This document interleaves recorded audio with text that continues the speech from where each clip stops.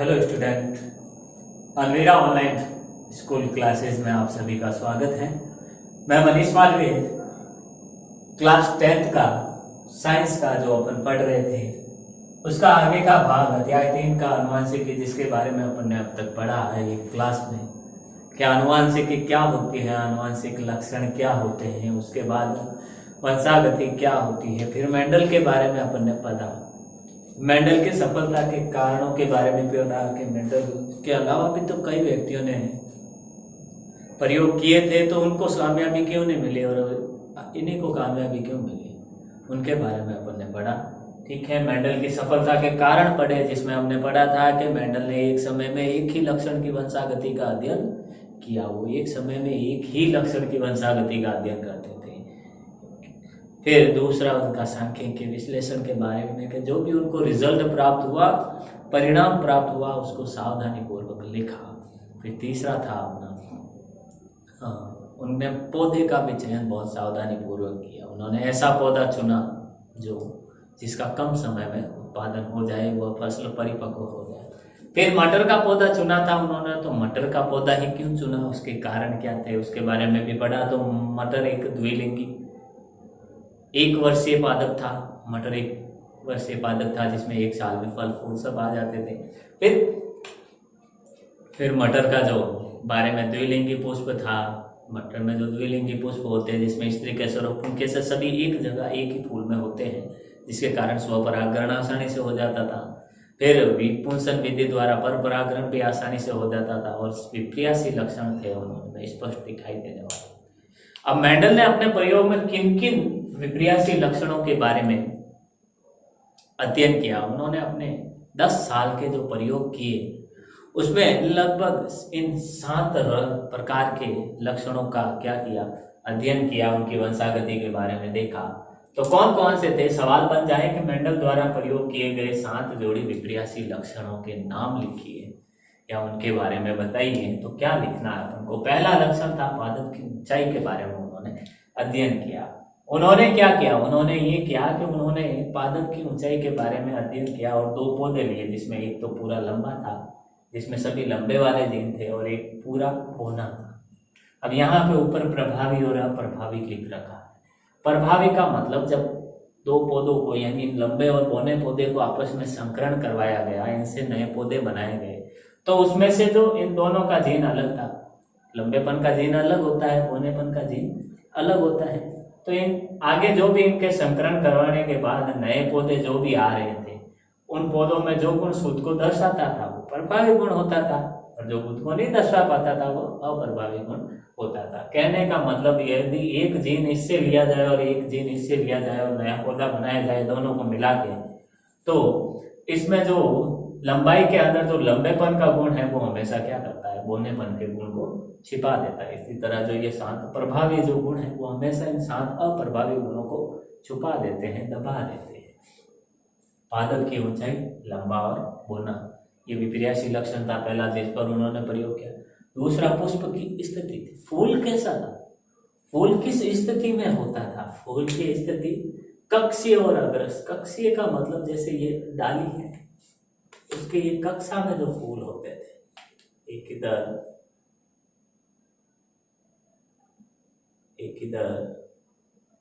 ऐसे, ये होता था कक्षीय फूल। यानी फूल की स्थिति क्या थी, अगर उस पौधे में कक्षीय लगते थे तो कक्षीय, और अग्रस्त का मतलब डाली के जस्ट आगे की तरफ सिरे पर, ऐसा जो डाली के आगे वाले सिरे पर लगता था। फिर है परिपक्व फली की आकृति क्या होती है। जो परिपक्व यानी जो पकी हुई मटर की जो फली होती है वो क्या होती है, जिसमें प्रभावी गुण था। मान लो ये मटर है, उसके अंदर ऐसे ही होते हैं और ये फूली हुई, ठीक है, ये तो फली होती थी, फूली हुई फली। और संकीर्ण फली का मतलब ये देखो इस प्रकार से, संकीर्ण फली का मतलब ये बीज और ऐसे एकदम चिपकी हुई संकीर्ण है ऊपर वाला, ठीक है, ये संकीर्ण फली। फिर परिपक्व फली का रंग कैसा होता था, ये अपरिपक्व फली का जो भी रंग होता था वो हरा होता था या फिर पीला होता था, ठीक है। फिर पुष्प का रंग कैसा, फूल जो इनके लगता था वो कैसा होता था, बैंगनी या सफेद। अगर बैंगनी रंग का फूल लगता है तो वो प्रभावी गुण होता है, और सफेद रंग का फूल लगता है तो वह अप्रभावी होता है। इसी प्रकार बीज की आकृति गोलाकार, इनके अंदर जो मटर थे, जो बीज थे वो कैसी आकृति के थे, अगर गोलाकार आकृति के थे तो वो तो प्रभावी गुण वाले, और झुर्रीदार थे यानी बीज एकदम गोल ना हो गए, क्या हो, इस प्रकार से झुर्रीदार हो। झुर्रीदार बीज का रंग कैसा है, पीला या हरा, बीज का रंग कैसा है, ये बीज कैसा, अगर पीला है, जो बीज इनमें जो भी इनके अंदर जो फाड़ के निकलते हैं अंदर से बीज निकलते हैं, वो अगर पीले हैं तो प्रभावी गुण वाले, सही है, और हरा है तो अप्रभावी होता था। तो मेंडल ने अपने प्रयोग के 10 साल के अपने प्रयोग में क्या किया, इन 7 लक्षणों की वंशागति पर अध्ययन किया था। ठीक है, इन 7 लक्षणों की वंशागति का अध्ययन किया था। इसके आगे अपन पढ़ते हैं नेक्स्ट।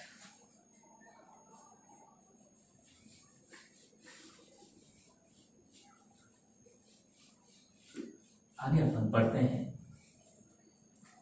इसके बाद मैंने आपको बताया था कि मेंडल ने अपने प्रयोग थे वो अपनी एक पुस्तक थी, किसमें लिखता था, उसकी बुक का नाम क्या था, बुक थी पादप संकरण पर प्रयोग। ये उनकी किताब का नाम था, बुक का नाम था, जिसमें वो अपने सारे निष्कर्ष लिखते थे। और एक सोसाइटी थी, एक पत्रिका थी जिसमें वो छपवाए थे उन्होंने, उसका नाम था Broom society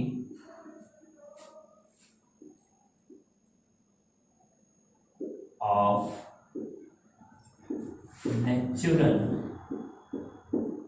history, Broom society of natural history, ये उसमें थे। फिर देखो इसमें क्या होता है, इन्होंने अपने सब इसमें पत्रिका में छपवाए, अपने निबंध के रूप में, लेख के रूप में, उनको जो भी 10 साल में निष्कर्ष प्राप्त हुए उनको जब छपवाया तो क्या हुआ कि वहाँ के वैज्ञानिकों ने, मैंने जैसे आपको बताया था, वहाँ के वैज्ञानिकों ने मानना ही से ही इनकार कर दिया कि ऐसा कुछ होता ही नहीं है, कोई एक पीढ़ी से दूसरी पीढ़ी में गुण आगे नहीं जाते हैं। और इतने में क्या हो गया, मेंडल बन गया, वहाँ नहीं मारा, फजती कर दी बिल्कुल पूरे मेंडल की। ठीक है, तो फिर वहाँ से फिर 3 वैज्ञानिक आए, नहीं यानी फिर नहीं माना, तो 1882 ईस्वी में क्या हो गई, मेंडल की मृत्यु हो गई, हैज गॉन क्लीन बोल्ड हो गए, राम नाम 70 हो गया। ठीक है, मर गया। तो फिर क्या हुआ, उसके बाद 18 साल बाद क्या हुआ कि विज्ञान 3 नए वैज्ञानिक आए 1900 ईस्वी में, 3 नए योद्धा आए, सॉरी 3 नए योद्धा आए, शूरवीर आए, जिसमें पहला था ह्यूगो डी व्रीज, दूसरा था कार्ल खॉरेंस, और तीसरा था एरिक वॉन शेरमैक। ये 3 वैज्ञानिक थे, नए वैज्ञानिक आए। अब मेंडल की मृत्यु के बाद, मेंडल ने तो मृत्यु तो लेट हुई थी, लेकिन ये जब उन्होंने बताया था, ठीक है, तो ये लगभग 1865 की बात थी जब इन्होंने अपने प्रयोग किए। उसके बाद 1882 में मर गए, लगभग 35 साल बाद, उनके प्रयोग के 35 साल बाद ये 3 वैज्ञानिक आए। इन्होंने भी प्रयोग किए 35 साल में, तो कई सारी तकनीकें, कई सारे नए माइक्रोस्कोप, सूक्ष्मदर्शियां आ गई, तो उन्नत किस्में आ गई, उन्नत तकनीक आ गई, तो इन्होंने प्रयोग किए, जल्दी जल्दी प्रयोग किए। पता चला कि इनको जो रिजल्ट मिल रहे थे वो तो मेंडल को पहले ही मिल गए, जिनको लोगों ने माना ही नहीं।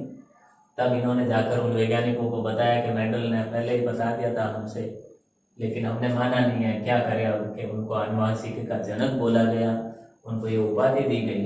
और ठीक है, फिर मेंडल के प्रयोग का नाम था क्या, मेंडलवाद।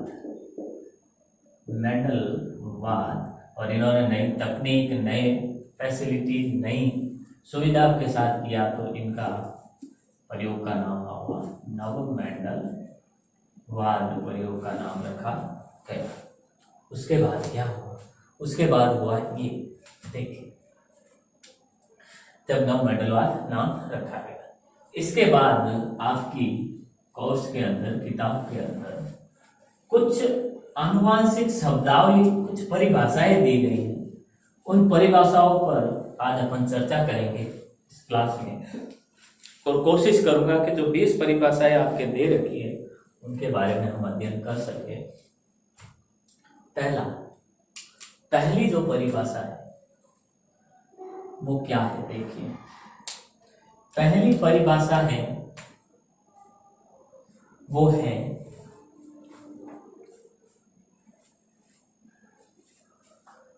जीन के बारे में। तो जीन क्या होता है, पहली परिभाषा है आपके जीन के बारे में। ये परिभाषा है आपके किताब के टॉपिक आनुवांशिक शब्दावली में है, और बहुत ही इंपॉर्टेंट है विश्व परिभाषाएं, क्योंकि हर बार पिछले साल क्या हुआ, अर्थवार्षिक में इसमें से 2 नंबर के सवाल आए थे, ठीक है। और वार्षिक एग्जाम, एनुअल जो एग्जाम होते हैं, ईयरली एग्जाम, उसमें भी यही 2 सवाल बनते हैं इसमें से, क्योंकि बहुत ही अच्छी अच्छी परिभाषाएं हैं और आगे बहुत काम आती है, इसलिए पूछा जाए। पहला, जीन क्या होता है। जीन एक कारक है। क्या है वह कारक जो क्या करे, लक्षणों को, गुणों को क्या करे, आनुवांशिक कारक जो आनुवांशिक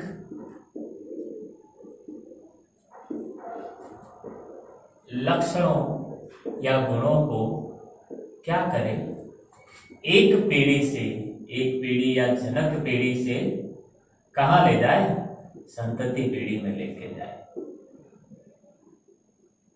वह कारक जो आनुवांशिक लक्षणों को जनक पीढ़ी से संतति पीढ़ी में संचरण करवाता है, गमन करवाता है, वह कारक कौन सा है, जीन है। वह कारक क्या है, जीन होता है, जीन कहलाता है।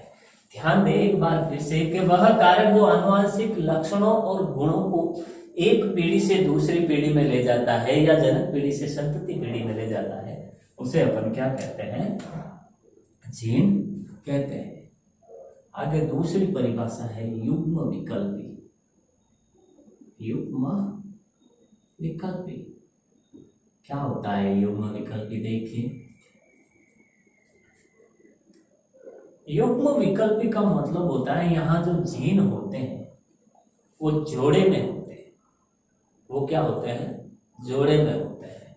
यानी जोड़े का मतलब एक कारक के अंदर क्या होंगे, एक पौधे के अंदर टोटल 2 जीन होंगे, यानी एक जोड़ी कारक होंगे या जीन होंगे, ठीक है।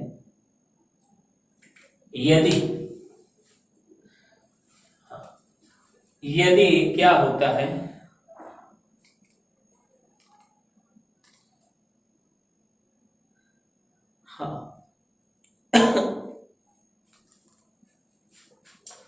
युग्म विकल्पी। अब एक गुण को नियंत्रित करने वाले जो जोड़ी जीन होते हैं वो 2 विपर्यासी लक्षणों में पाए जाते हैं। अर्थात क्या होता है, देखो युग्म विकल्पी क्या होते हैं, ध्यान दे इधर कि एक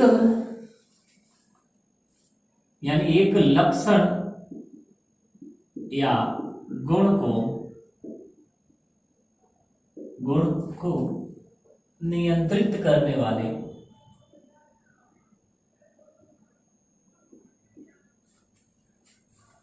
एक गुण को नियंत्रित करने वाले जीन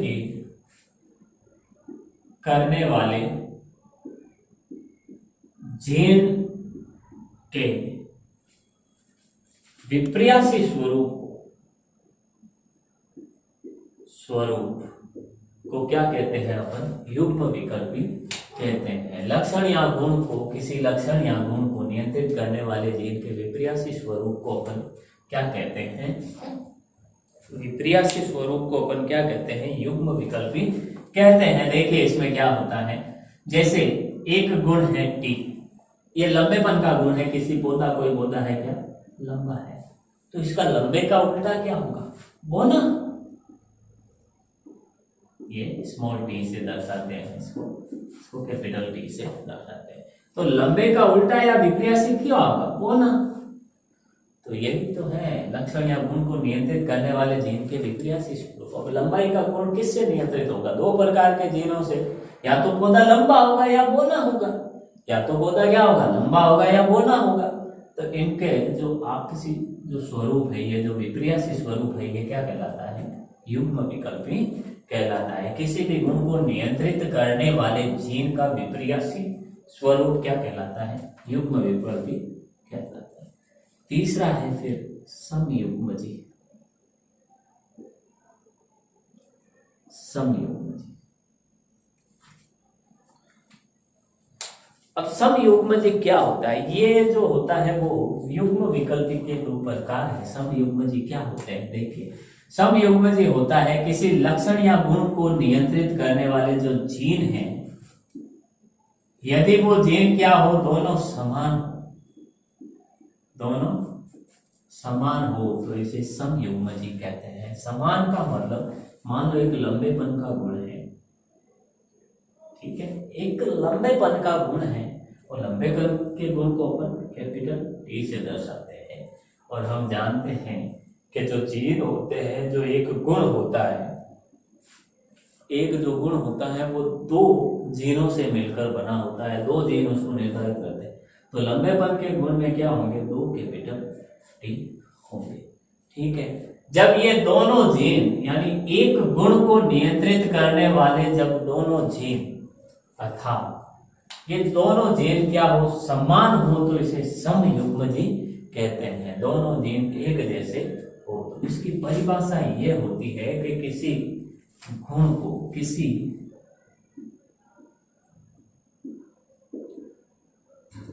आनुवंशिक लक्षण या गुण को नियंत्रित करने वाले जीन एक समान हो, यदि दोनों एक ही समान हो, जैसे लंबेपन का गुण नियंत्रित करने वाले जो जीन है वो दोनों अगर कैपिटल जीन है, कैपिटल टी है, तो वो समयुग्मजी, और दोनों ही अगर स्मॉल टी है तो वो भी समयुग्मजी ही कहलाता है। चौथा होता है विषमयुग्मजी। विषमयुग्मजी क्या होता है? देखिए, इसका जस्ट उल्टा है। यदि किसी आनुवंशिक लक्षण या गुण को नियंत्रित करने वाले जीन एक समान हो तो समयुग्मजी, और यदि किसी आनुवंशिक लक्षण या गुण को नियंत्रित करने वाले जो जीन होते हैं वो दोनों क्या हो? असमान हो। वो दोनों क्या हो? असमान हो, अलग अलग हो, तो इसे अपन विषमयुग्मजी कहते हैं। इसे अपन क्या कहते हैं? विषमयुग्मजी कहते हैं।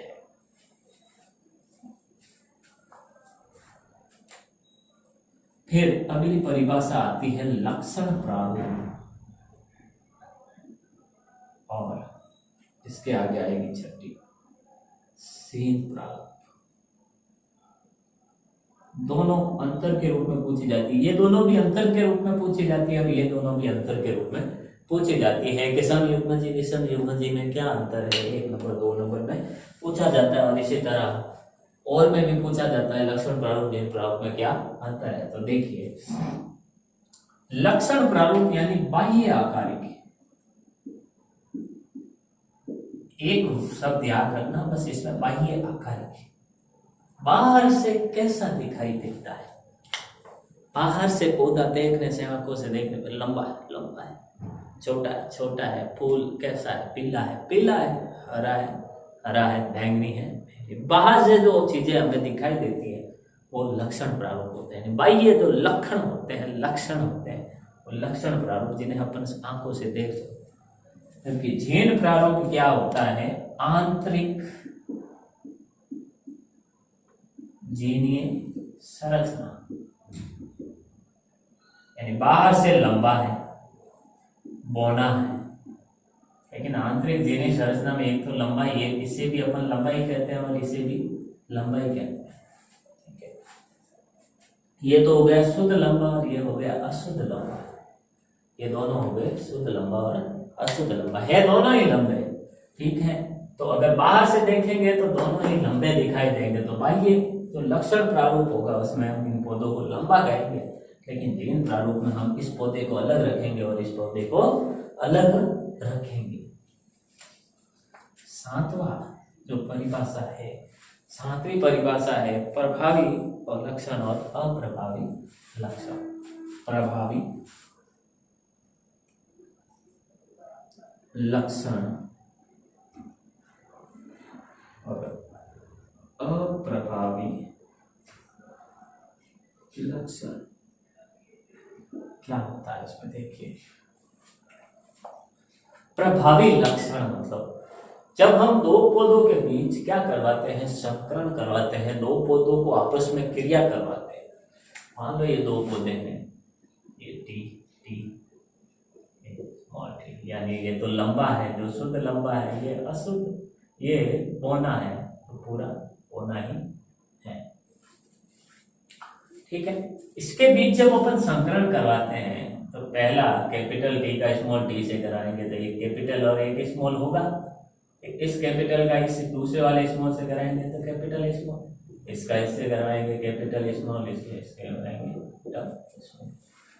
अब जब हम जो पौधे देख रहे हैं, ठीक है, जो भी पौधे अपन देख रहे हैं उसमें लंबेपन का गुण जीन भी है कैपिटल टी, बोनेपन का जीन भी है स्मॉल टी, लेकिन इन सब पौधों को अपन कहते क्या है, इन सब पौधों को कहते हैं अशुद्ध लंबे। तब बोला जाता है कि भाई वैज्ञानिकों ने पूछा इसको अशुद्ध लंबा क्यों बोल रहे हैं, इसको अशुद्ध लंबा क्यों बोल रहे हैं, कि क्योंकि इसमें लंबेपन का जीन है। तो फिर इसको अशुद्ध बोना क्यों नहीं बोल रहे, बोनेपन का भी तो जीन है इसमें, छोटी पौधे छोटी हाइट के पौधों वाला का भी तो जीन है, अशुद्ध बोना बोल कि नहीं, ऐसा नहीं होता। क्या ऐसा क्यों नहीं होता, कि ऐसा इसलिए नहीं होता कि जो कैपिटल टी है, जो लंबेपन का गुण है, वो थोड़ा हैवी है, थोड़ा ताकतवर गुण है, ताकतवर जीन है, जो इस बोनेपन के कमजोर जीन को क्या कर देता है, दबा देता है, जिससे वो F1 पीढ़ी में क्या करता है, बोनेपन का जो जीन होते हुए भी वो दिखाई नहीं देता है, उसको ऊपर उठने ही नहीं देता, अपने ऊपर आने ही नहीं देता। ये लंबेपन का गुण क्या करता है, उसको पूरे तरीके से दबा देता है। ये होती है F1 पीढ़ी। तो परिभाषा यहीं से निकल कर आती है इनकी कि प्रभावी लक्षण क्या है, जो F1 पीढ़ी में जो गुण खुद को प्रभाव दर्शाते हैं, F1 पीढ़ी में या वे सभी गुण जो खुद को दर्शाते हैं, खुद को प्रदर्शित करते हैं, वो क्या कहलाते हैं, प्रभावी लक्षण कहलाते हैं, जो खुद को दर्शाते हैं। यहाँ पर ये लंबेपन का गुण खुद को दर्शा रहा है, इसलिए ये प्रभावी गुण है, और जो खुद को नहीं दर्शाते, खुद को दर्शाते नहीं है, उन्हें अपन क्या कहते हैं, उन्हें अपन कहते हैं अप्रभावी लक्षण। उन्हें अपन क्या कहते हैं, अप्रभावी लक्षण कहते हैं। इसके बाद ये 8 परिभाषाएं अभी तक अपन ने देखी, और आगे देखते हैं परिभाषाओं में, आगे बढ़ते हैं क्या होता है। देखिए आगे की जो परिभाषाएं हैं वो ध्यान दें।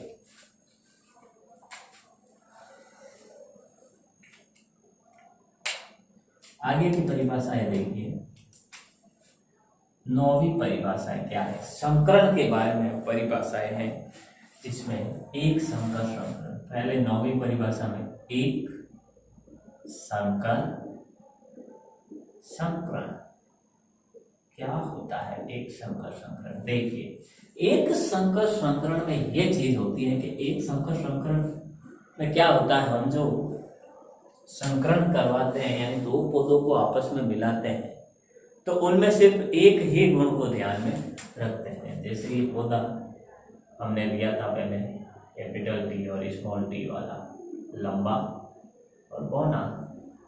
अब उस पौधे में एक ही गुण थोड़ी है, उस पौधे में एक ही गुण थोड़ी है। उसका तना मोटा भी होगा, उसकी डालियां लंबी होगी या छोटी होगी, उसका फल हरा होगा या उसके फूल हरे होंगे या पीले होंगे, उसके बीज पता नहीं कैसे कैसे रंग के होंगे, पके हुए होंगे, अपके हुए, अपरिपक्व का कैसा रंग होगा। लेकिन हमने सिर्फ एक ही गुण को लिया और उस पौधे का संकरण करवाया। जब हम किसी पौधे में एक गुण को लेकर एक लक्षण या गुण को लेकर अध्ययन करते हैं और उन्हीं की वंशागति का लंबेपन का गुण आगे जा रहा है कि नहीं जा रहा है, एक संकर संकरण यानी एक लक्षण या गुण का अध्ययन करना। अर्थात क्या होता है, एक लक्षण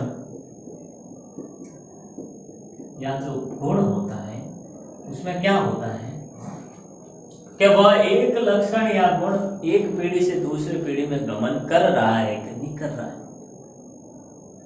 यानी एक लक्षण या गुण क्या एक पीढ़ी से दूसरी पीढ़ी में वंशागति, यानी एक पीढ़ी से दूसरी पीढ़ी में जब कोई लक्षण गमन करता है तो उसे अपन वंशागति कहते हैं। पहले दिन कल की पिछले वाली क्लास में मैंने आपको बताया था। तो उस वंशागति का, किसी एक लक्षण या गुण की वंशागति का यानी एक पीढ़ी से दूसरे पीढ़ी में जाने का अध्ययन किया जाता है तो उसे अपन एक संकर संकरण किया जाता है। यानी एक गुण को लेकर दो पौधों को आपस में मिलाया जाता है, आपस में क्रिया करवाई जाती है तो उसे एक संकर संकरण कहते हैं। 10वां द्विसंकर संकरण। द्विसंकर संकरण नाम से ही पता चल रहा है, जब एक संकर संकरण में हम कितने गुणों का अध्ययन करते थे, एक गुण का। तो अब द्विसंकर यानी दो, तो हम दो गुणों की वंशागति का अध्ययन करते हैं, दो गुणों की वंशागति का अध्ययन करते हैं। इसी तरह 11वीं परिभाषा त्रिसंकर संकरण। त्रिसंकर संकरण, इसमें क्या होता है, 3 गुणों का अध्ययन किया जाता है। 3 गुण एक साथ एक पीढ़ी से दूसरी पीढ़ी में आगे बढ़ते हैं कि नहीं बढ़ते हैं। फिर 12वां है बहुसंकरण। बहुसंकर संकरण, यह परिभाषा, ये चारों परिभाषाएं एक जैसी है। एक परिभाषा को अगर अपन समझ लें अच्छे से तो चारों परिभाषाएं इसके प्रकार ही है। बहुसंकर संकरण का मतलब 3 से अधिक यानी 4 या 4 से अधिक गुणों को जब हम एक साथ लेकर उनकी वंशागति का अध्ययन करते हैं, यानी 4 या 4 से अधिक गुणों की वंशागति का अध्ययन करते हैं तो अपन क्या कहते हैं, तो अपन क्या कहते हैं, इसको बहुसंकर संकरण कहते हैं। नेक्स्ट है, आगे अपन परिभाषा है परीक्षण संकरण की।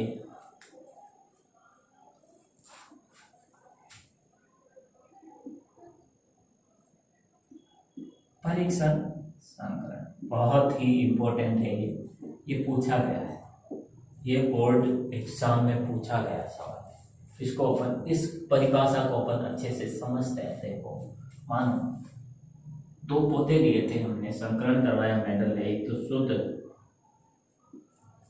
लंबा और एक शुद्ध बौना, ठीक है, शुद्ध लंबा